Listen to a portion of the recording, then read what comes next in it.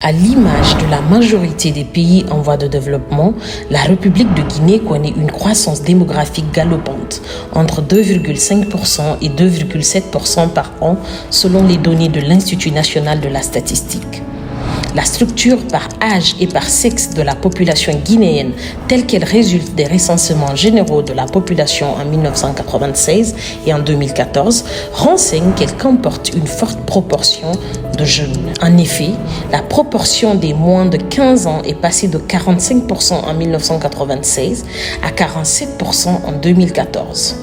Alors qu'à l'inverse, la proportion des plus âgés, 65 ans ou plus, ne dépassait guère 4%. Cette situation s'est traduite par un rapport de dépendance d'âge assez élevé de 110% et 108% en 1996 et 2014, ce qui pose le problème de la prise en charge et de la satisfaction des besoins sociaux de base, éducation, santé, emploi, des jeunes selon l'Institut national des statistiques publié en 2014. Différents facteurs contribueraient à engendrer un fort taux de chômage des jeunes en République de Guinée, obligeant ainsi les entreprises de tous les secteurs confondus à recourir à la main-d'œuvre qualifiée étrangère, et ce, malgré le coût élevé de cette main-d'œuvre pour un certain nombre d'emplois.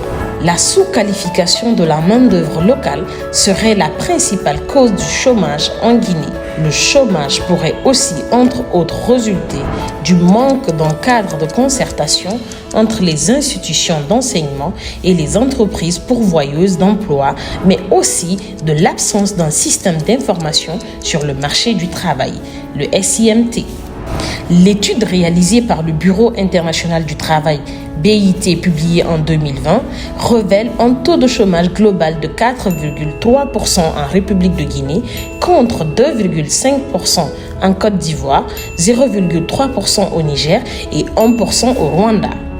Par ailleurs, le ratio population et emploi jeunes en âge de travailler se situe autour de 40% en fin 2019.